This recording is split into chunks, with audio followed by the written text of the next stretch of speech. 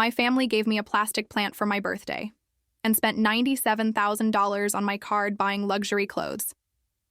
I didn't argue. I forwarded the bank statement. When they got home, the keys didn't work, and I was already far enough they'd never see me again.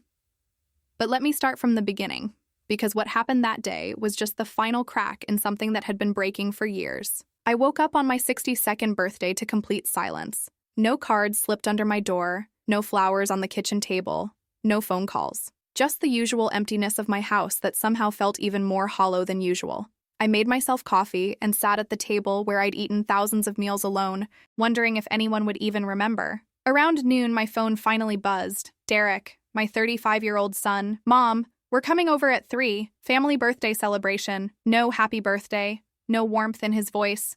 Just a statement, like he was announcing a business meeting. I spent the afternoon cleaning a house that was already spotless. Before we continue, comment where you're watching from and subscribe to the channel. We'd love to see how far our stories are reaching, putting on my best dress, and trying to push down the familiar knot of anxiety in my stomach. Maybe this time would be different. Maybe they'd finally see me as more than just, well, whatever it was they saw me as. At exactly 3 o'clock, I heard car doors slamming in my driveway. Through the window, I watched Derek climb out of his BMW, followed by Stephanie, his wife of 8 years. My daughter Emily pulled up right behind them in her Mercedes. They were all carrying shopping bags. Lots of shopping bags. My heart lifted slightly. Shopping bags meant gifts, didn't they? Derek walked in first, barely glancing at me. Hey, Mom. Stephanie followed, her designer heels clicking on my hardwood floors, already on her phone. Emily gave me a quick hug that felt more like an obligation than affection. Happy birthday, Mom, she said, but her eyes were already scanning the room like she was looking for something more interesting. They gathered in my living room, and I noticed they all had that particular energy about them. Excited, almost giddy. The kind of energy you get when you've had a really good day. We had the most amazing shopping trip, Stephanie announced, setting down multiple bags from Nordstrom, Saks, and Bloomingdale's. The sales were incredible. Derek nodded enthusiastically. Found this great jacket I've been wanting for months. Finally pulled the trigger. Emily was practically bouncing. And I got those shoes I showed you on Instagram, Steph. The ones that were back-ordered everywhere. I stood there, watching them celebrate their purchases, waiting for someone to acknowledge that we were here for my birthday.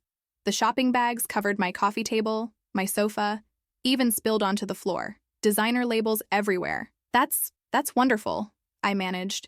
You all found such nice things. Then Derek reached into a small plastic bag, the kind you get from a gas station or dollar store, and pulled out something that made my breath catch in my throat. A plastic plant. Fake green leaves attached to a small plastic pot. The price tag was still on it. $3.99. Happy birthday, Mom, he said, holding it out to me with what I can only describe as a smirk. I stared at the thing in my hands. Around me, thousands of dollars worth of merchandise filled my living room. Clothes, shoes, accessories, all for them. And this plastic plant, which cost less than a cup of coffee, was mine. It's practical, Stephanie added helpfully. You can't kill it. The comment hit like a slap. I'd been gardening for 40 years. My backyard was full of roses, tomatoes, herbs I'd nurtured from seeds, but this plastic plant was what they thought I deserved. Thank you, I whispered, because what else could I say? They stayed for exactly 37 minutes. I know because I watched the clock, waiting for someone to suggest we do something special, maybe go to dinner, or at least sit down and talk. Instead, they packed up their shopping bags, kissed my cheek like they were checking off a box, and left. I sat alone with that plastic plant, turning it over in my hands. That's when I noticed Derek had left his wallet on my side table. When I picked it up to call him back, a credit card fell out. My credit card, the one I'd given him for emergencies years ago. My hands were shaking as I logged into my bank account that evening. The first thing I saw was a charge from today. $3.99 at CVS Pharmacy, the plastic plant. Then I scrolled up and saw the rest. $97,000 in charges over the past 6 months. Nordstrom, $8,400. Saks Fifth Avenue, $12,200. Multiple charges at high-end restaurants, sometimes 3 or 4 times a week. A day spa, $1,800. Car payments I didn't recognize. Hotel stays in cities I'd never been to. While I'd been eating canned soup for dinner to save money, they'd been living like millionaires. My millionaires. I sat there until 2 in the morning, going through every single charge. Designer clothes, expensive dinners, weekend getaways, luxury hotel stays, a pattern going back months, maybe even years if I dug deeper. The plastic plant sat on my table, a monument to exactly how much I was worth to the family I'd raised, loved, and sacrificed everything for. That night, I didn't cry. I didn't call them demanding explanations. I didn't even get angry, not in the way you might expect. Instead, I felt something I'd never felt before in my 62 years of life. I felt done, completely, utterly done. And as I finally went to bed, holding that ridiculous plastic plant, I realized something that should have terrified me, but instead filled me with the strangest sense of calm. Tomorrow, everything was going to change. The next morning, I woke up before dawn with a clarity I hadn't felt in years. Maybe it was the shock, or maybe it was finally seeing the truth after decades of willful blindness. But I couldn't go back to sleep. I made coffee and sat at my kitchen table with my laptop, that plastic plant still mocking me from across the room. I started going through my bank statements, really going through them, not just glancing at the balances like I usually did, but examining every single transaction for the past 2 years. What I found made my stomach turn. The emergency credit card I'd given Derek just in case had been used 847 times. 847 times. For someone who supposedly only needed it for emergencies, he seemed to have a lot of them. I pulled up Derek's Facebook page, something I rarely did because it always made me feel like I was intruding on his life. But there he was, posting photos from expensive restaurants every week, Stephanie showing off new designer handbags, pictures from weekend trips to Napa Valley, Miami, New York, all while telling me they were struggling and couldn't afford to visit more often. The dates matched my credit card charges perfectly. Then I did something I should have done years ago. I called my friend Patricia, who worked at the bank. "Margaret, honey, I've been wondering when you'd ask about this," she said after I explained the situation. "I've been processing these charges for months. I thought maybe you were just being very generous with your family." "How much, Patricia? Total?" The silence on the other end lasted so long I thought the call had dropped. "Margaret, in the past 3 years, that card has been used for $347,000. I had to sit down. $347,000. More than half of everything I'd saved in 40 years of working double shifts. Overtime, weekend jobs. More than the cost of my house. There's something else," Patricia continued gently. "The spending has increased dramatically since your husband passed. It's like they were waiting, my husband. Tom had died 4 years ago. And yes, the kids had been so helpful during that difficult time. Derek had insisted on handling the financial paperwork. Stephanie had taken care of organizing everything. Emily had managed the insurance claims. They'd been so helpful that I'd never questioned why they suddenly needed emergency money every few weeks after that. I hung up with Patricia and called Emily. "Mom, is everything okay? It's pretty early." "Emily, I need to ask you something. That job you told me you lost 6 months ago, the one where you needed help with rent?" A pause. "What about it?" "I just saw on LinkedIn that you've been working at Morrison & Associates this whole time." Another pause. Longer this time. "Mom, I can explain." "And the car repair that cost $4,800, the one where your transmission supposedly died? That's complicated." "Emily, I saw the restaurant charges. Michelin-starred restaurants don't fix transmissions." She sighed. And for a moment, I heard something that sounded like remorse. "Mom, we were going to pay you back. We always meant to pay you back." "With what money, Emily? You just bought a $3,000 purse yesterday." "How do you know that?" "Because I paid for it." The line went quiet. Then Emily's voice changed, became harder. "Mom, you've always been generous with us. We thought you enjoyed helping. Helping is paying for groceries when you're between jobs. This is something else entirely." "What are you saying?" I looked at that plastic plant again, and suddenly everything became crystal clear. "I'm saying I know what I'm worth to this family now. $3.99. Emily's voice got defensive. "That's not fair. We love you." "Do you? When was the last time you called me just to talk? When was the last time any of you visited without needing something?" She couldn't answer because we both knew the truth. Every phone call started with, "How are you?" and ended with, "Could you help us with?" Every visit included a request for money, always with a story about why they needed it right now. After I hung up, I sat in my kitchen thinking about the past 4 years. How Derek had moved back in with me for just a few months after his divorce, but somehow that had turned into 18 months of me paying his bills. How Stephanie always had medical emergencies that insurance supposedly wouldn't cover. How Emily's car always seemed to break down right before major holidays when she wanted to travel. I thought about how I'd worked at the hospital for 37 years, taking every overtime shift I could get. How I'd never taken vacations because there was always someone in the family who needed help with something. How I'd put off my own dental work, my own needs, always putting them first. The phone rang again. Derek this time. Mom, Emily called me. She's upset about some conversation you two had. Are you calling to explain how you've spent $347,000 of my money without telling me? Mom, that's not... Look, we always plan to pay you back. You know that. With what?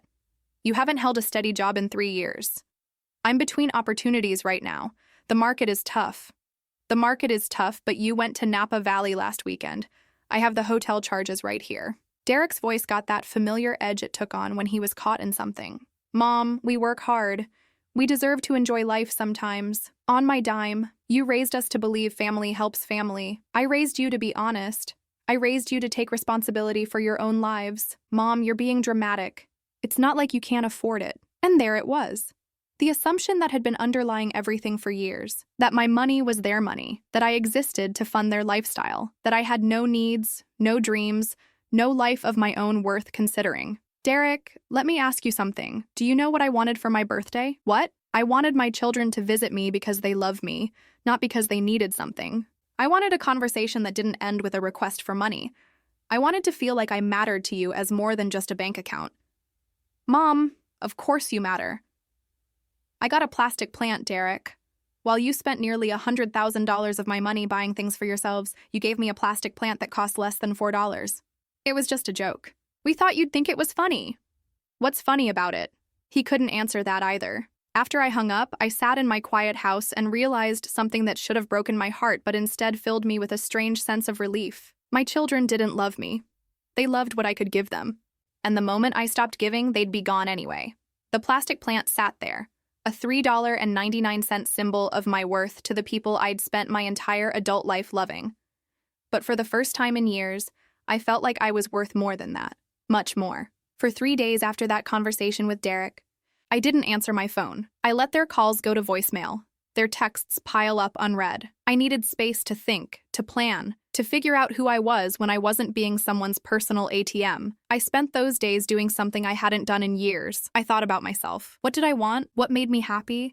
When was the last time I'd made a decision based on what I needed instead of what someone else expected from me? The answer was terrifying. I couldn't remember. On Thursday morning, I drove to the bank and asked to speak with a manager I didn't know, someone who wouldn't have 40 years of history with me, who wouldn't try to talk me out of what I was about to do. I need to understand my options, I told her, a young woman named Sandra, who looked at me with genuine concern when I explained the situation. Mrs. Henderson, I have to ask, are you being financially abused? The word hung in the air between us.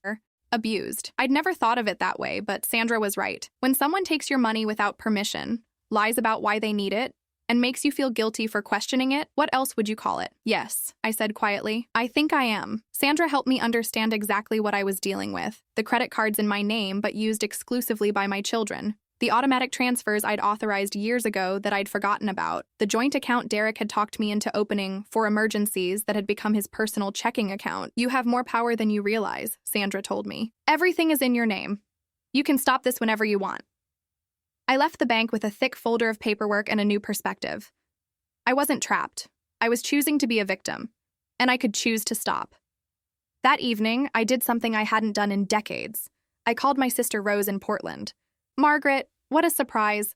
How are you, honey? Rose was 3 years older than me, and she'd moved to Oregon 30 years ago after her husband got a job there. We'd stayed in touch through Christmas cards and occasional phone calls, but I'd always felt like I couldn't burden her with my problems. She had her own life, her own family. Rose, I need to ask you something, and I need you to be honest with me. Of course. What's going on? I told her everything. The money, the lies, the plastic plant.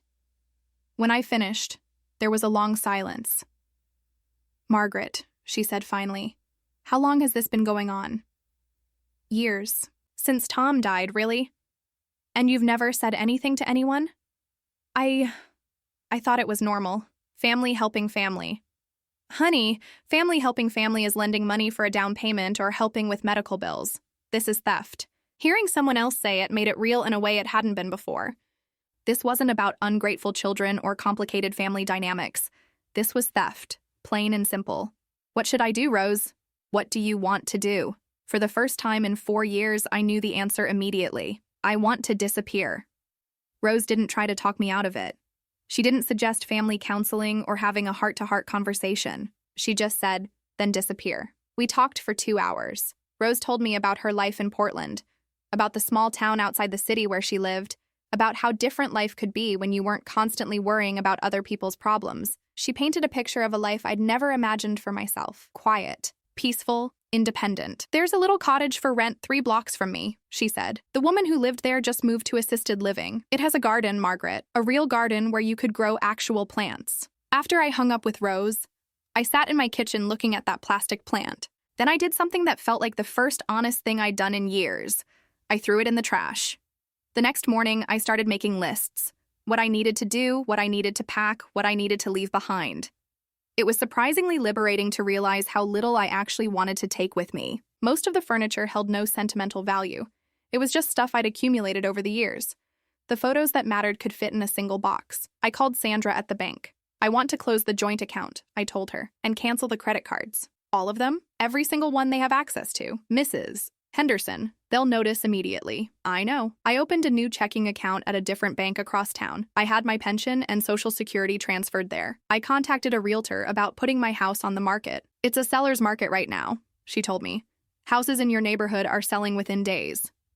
How quickly could we close? If you're flexible on price and find a cash buyer, 2 weeks, maybe 3. Perfect. I spent the weekend boxing up the things I wanted to keep. 4 decades of life fit into surprisingly few boxes. Photos, my mother's china, my gardening tools, a few books. Everything else could stay with the house or go to charity. Derek called Sunday evening. Mom, my card got declined at dinner tonight. There must be some mistake. No mistake, I said calmly. I closed the account. You what? Why would you do that? Because it's my money, Derek. Mom, you can't just cut us off like this. We have expenses, responsibilities. So do I. What's gotten into you? This isn't like you. He was right. The old Margaret would have apologized, would have reopened the account, would have felt guilty for causing problems. But something had shifted in me over the past week. Maybe it was seeing those numbers in black and white. Maybe it was Rose reminding me that I had choices. Maybe it was just finally understanding that I'd been living my entire adult life for other people. You're right, I told Derek. This isn't like me. The old me would have kept enabling you indefinitely, but that person gave you a 40-year free ride and she's tired. Mom, we can work this out. We can set up a payment plan. Derek, when was the last time you asked me how I was doing and actually listened to the answer? He couldn't answer. When was the last time you visited me without needing something? Still nothing. When was the last time you thought about what I might want or need? Mom, this is ridiculous. The answer is never, Derek. You have never, not once in your adult life, considered what I might want or need. I exist to solve your problems and fund your lifestyle. And the moment I can't do that anymore, I'll be completely worthless to you. That's not true. Prove it. He hung up on me.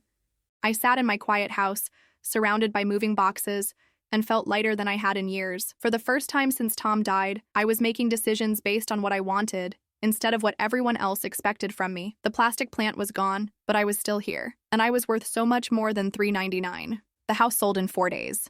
A young couple with cash, no inspection needed, closing in 10 days. The realtor was amazed, but I wasn't surprised. I'd priced it to move quickly, and I didn't care about getting every last dollar. Money had caused me nothing but heartache. I just wanted out. I had 10 days to disappear completely. I worked methodically, like I was planning a military operation. Utilities disconnected after closing. Mail forwarded to a P.O. box Rose had set up for me in Portland. Phone number changed to an Oregon area code. I even closed my accounts at the local grocery store, the pharmacy, anywhere that had my information on file.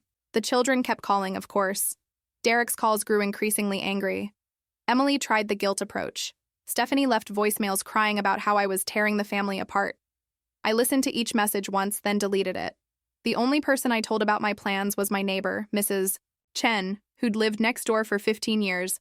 She was the one person I'd miss. You're doing the right thing, she told me as we sat on my back porch for the last time. I've watched those children of yours treat you like a bank for years. My daughter lives in Seattle, calls me every week just to chat. That's what children should do. I feel guilty leaving without saying goodbye.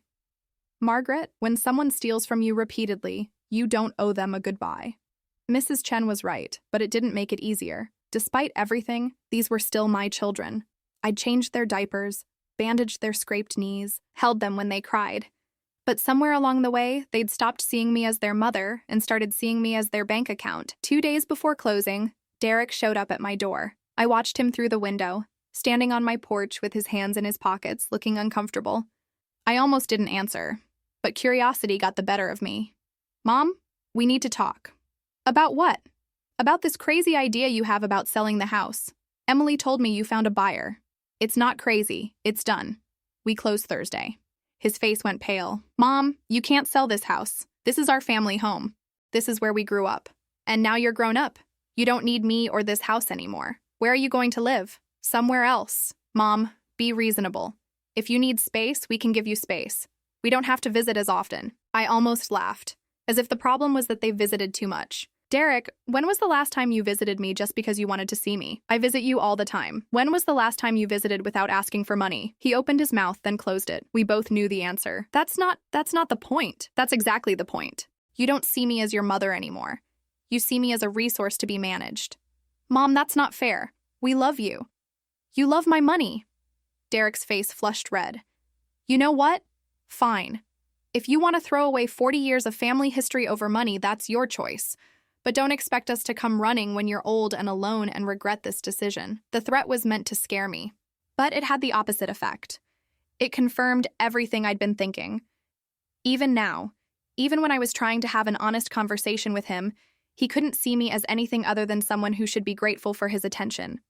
"Derek, I'm already old and alone. The difference is, now I won't be broke too."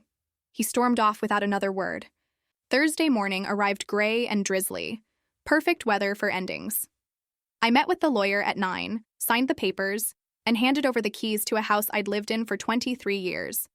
By noon, I had a cashier's check for $127,000 after all the fees and paying off the remaining mortgage.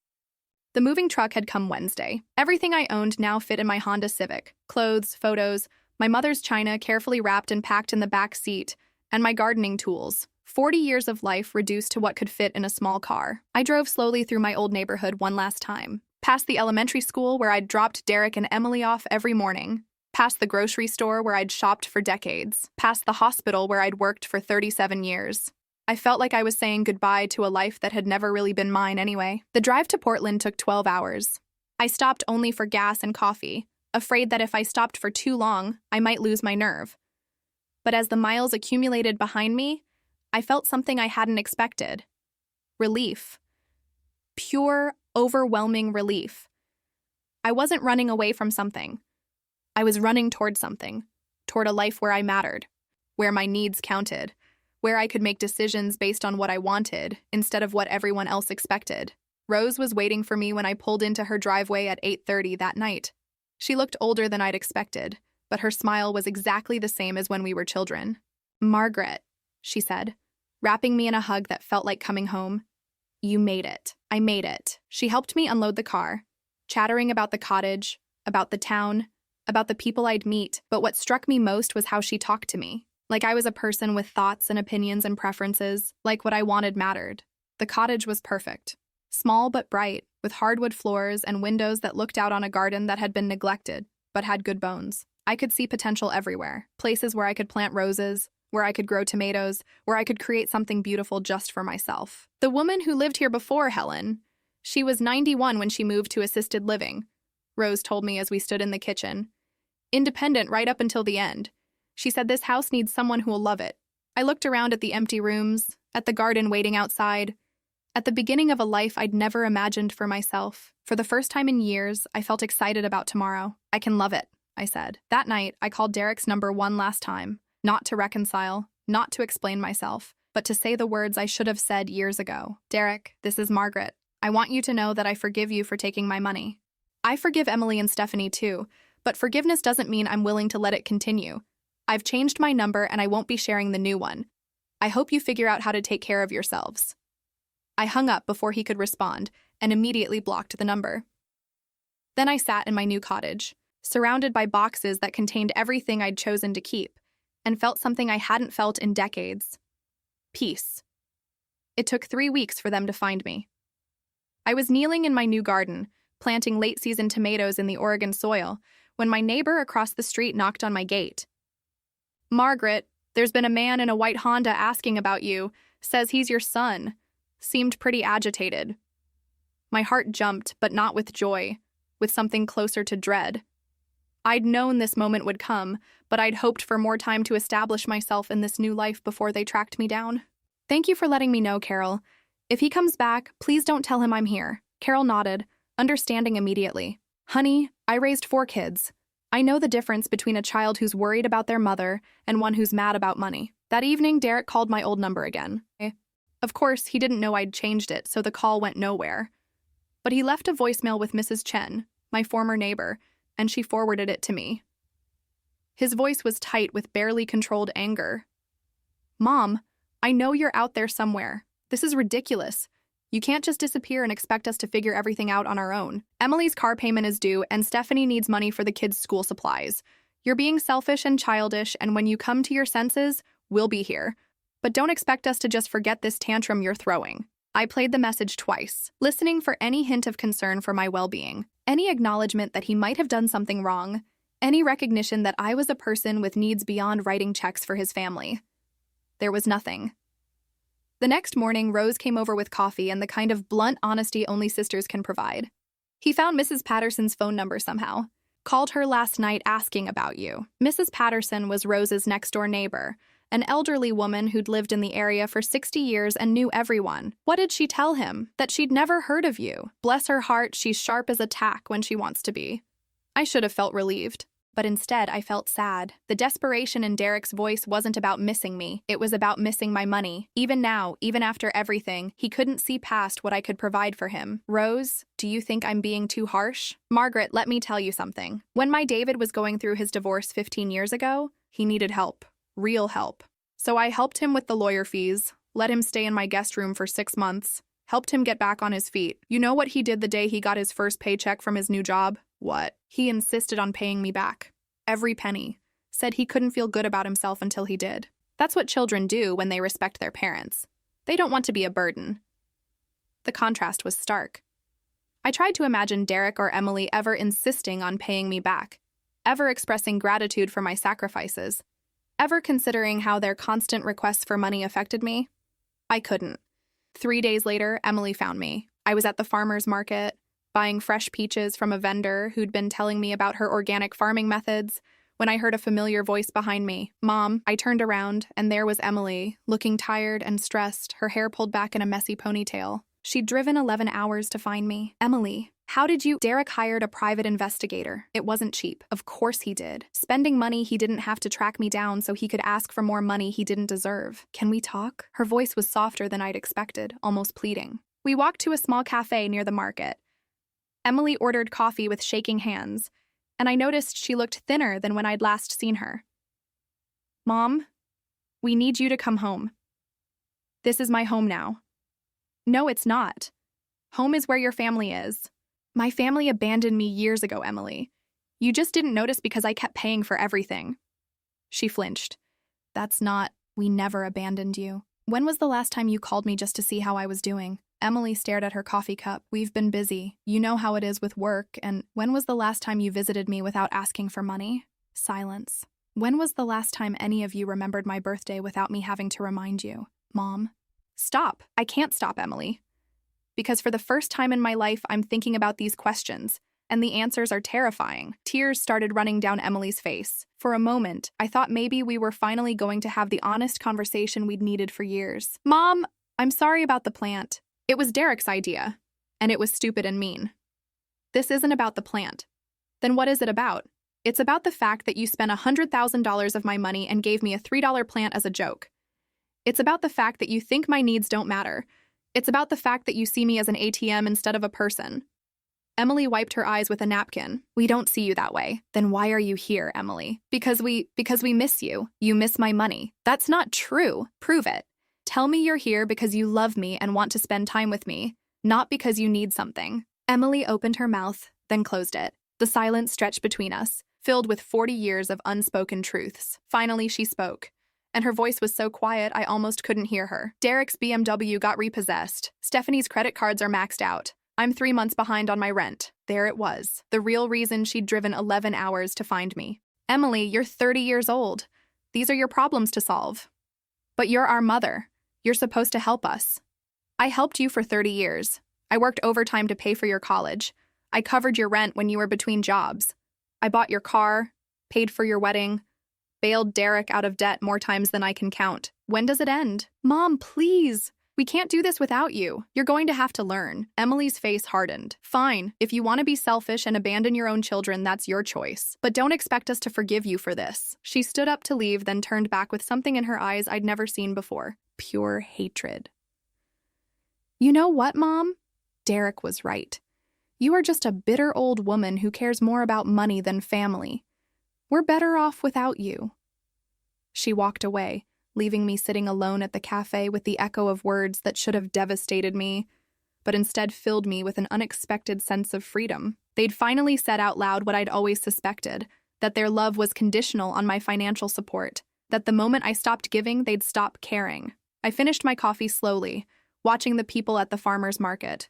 Families shopping together, couples holding hands, children playing. Real relationships built on love and respect, not financial dependency. When I got home, I found Rose sitting on my front porch with a bottle of wine. Rough day? She asked. Emily found me. And now I know for certain that I made the right decision.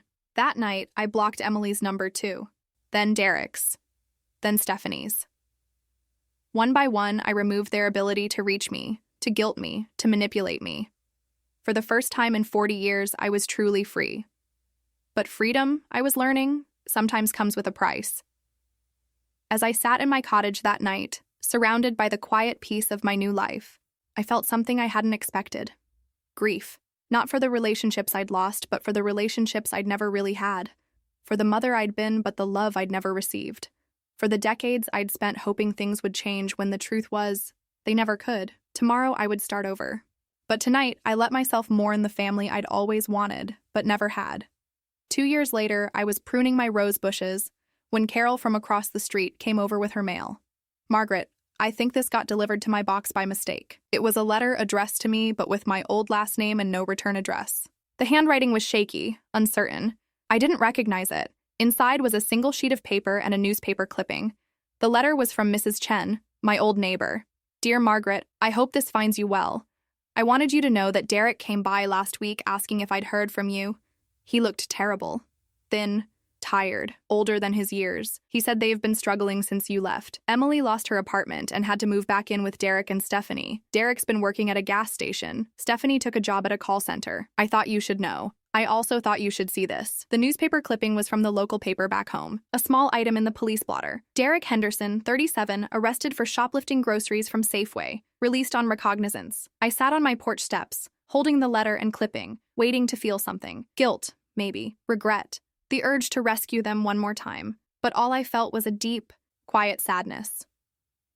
Not for their situation, but for the fact that even now, even in their desperation, Derek had come looking for me to Mrs. Chen's house. Not to apologize, not to ask how I was, but to see if I'd heard from me, which meant he was still looking for my money, not me. I folded the letter and clipping carefully and put them in my kitchen drawer. Then I went back to my roses. My life in Oregon had become something I'd never imagined possible. Simple, peaceful, mine. I'd gotten a part-time job at the local library. Something I'd always dreamed of doing but never had time for when I was supporting 3 adults and their endless crises. The work was quiet and satisfying. Helping people find books, organizing community reading programs, managing the small garden outside the library entrance. I'd made friends. Real friends, not people who tolerated me because I paid for things. There was Helen, the librarian who'd become my closest confidant. Janet, who lived 2 blocks away and brought me vegetables from her garden. The book club that met at my cottage once a month, where we discussed novels and drank wine and talked about everything except money. These people knew me as Margaret, not as Derek's mother or Emily's bank account. They liked me for my laugh, my terrible jokes, my ability to grow tomatoes in Oregon's challenging soil. They had no idea I'd ever had money, and they didn't care. 6 months after the letter from Mrs. Chen, Rose knocked on my door with a concerned expression. Margaret, there's a woman at my house who says she's your daughter, Emily. She's been crying and asking to see you. My stomach tightened. What did you tell her? That I'd ask if you wanted to see her. She says it's important. I almost said no automatically, but something in Rose's expression made me pause. She's not angry this time, Rose continued gently. She seems broken. I found Emily sitting on Rose's porch, and Rose was right. She looked nothing like the woman who'd confronted me at the cafe 2 years ago. Her clothes were worn, her hair needed cutting, and she'd lost weight she couldn't afford to lose. But more than that, something in her eyes was different. The entitlement was gone, replaced by something that looked like genuine despair. Mom, her voice was barely a whisper. Emily, can we talk? We walked to my cottage in silence. I made tea, a ritual that gave us both time to figure out what to say. Mom, I came to apologize. I waited. Not because I want anything. I mean, I do want something, but not money. I want to tell you that you were right. About everything. Emily's hand shook as she lifted her teacup. After you left, everything fell apart. Not just financially, but we fell apart. Derek started drinking. Stephanie blamed me for not stopping you from leaving. I realized that we didn't know how to be a family without you managing everything. Go on. We never learned how to take care of ourselves because you always did it for us. We never learned how to solve problems because you always solved them. We never learned how to be responsible because you were always there to clean up our messes. I felt something shift in my chest, but I stayed quiet. Mom, we treated you terribly. We took and took and took, and we never gave anything back. We never even said thank you. We just expected it, like it was our right to have you sacrifice everything for us. Emily started crying then. Not the manipulative tears I'd seen so many times before, but deep, wrenching sobs that seemed to come from somewhere genuine. I don't know how to be an adult. Mom, I'm 32 years old and I don't know how to pay bills or budget money or solve problems on my own. You did everything for us for so long that we never learned. Emily, I'm not asking you to come back. I'm not asking for money, I'm asking for forgiveness. Not because I deserve it, but because I need to say I'm sorry for spending your entire life and giving you nothing but selfishness in return. We sat in silence for a long time. I looked at my daughter, really looked at her, and saw something I'd never seen before. Genuine remorse. Real understanding of what she'd done. The beginning of actual maturity. Emily, I forgive you. You do? I forgave you a long time ago. Forgiveness isn't about whether you deserve it. It's about me being able to move forward. Could we maybe stay in touch? Not like before. I don't want your money. I miss having a mom. I considered this carefully. What would that look like? I don't know. Maybe phone calls sometimes? Maybe I could visit once in a while just to see how you're doing. I want to learn how to be someone you could be proud of. You'd have to prove that. Emily, you'd have to show me that you've changed. I will. I'm trying. I got a job at a nonprofit helping people apply for government assistance. It doesn't pay much, but it's honest work, and I'm learning how to help people instead of just taking from them. Something in her voice convinced me she meant it. All right, we can try. But Emily, I won't be supporting you financially ever again. If you need money, you'll have to figure it out yourself. I understand. I don't want your money, Mom. I want your respect. That was 3 months ago. Emily calls me once a week now just to talk. She tells me about her job, her tiny apartment, the budgeting class she's taking. She asks about my garden, my friends, my life. Real questions that show she sees me as a person, not just a parent. Derek hasn't called. According to Emily, he's still angry, still blaming me for his problems. Maybe someday he'll figure it out like Emily did. Maybe he won't. Either way, it's not my responsibility anymore. This morning, I was transplanting seedlings in my greenhouse when Helen stopped by with coffee and news. Margaret, the city council approved your proposal for the community garden project. I'd submitted a plan to turn an unused lot downtown into a public garden where people could grow their own vegetables. It was something I'd never had time to dream about when I was busy funding other people's dreams. They want you to manage it, Helen continued. Paid position, 20 hours a week, you'd be perfect for it. I looked around my own garden, at the tomatoes climbing their stakes, at the roses I'd nursed back to health, at the herbs I'd planted just because I liked their smell. Everything here was something I'd chosen to grow, chosen to nurture, chosen to love. For 62 years, I'd been tending other people's gardens, helping other people's dreams grow while my own withered from neglect. But gardens, I'd learned, are resilient. With the right care, even the most neglected soil can bloom again. I'll take it, I told Helen. That evening, I sat on my porch with a glass of wine, watching the sunset paint the sky in shades of pink and gold. My phone rang. Emily's weekly call.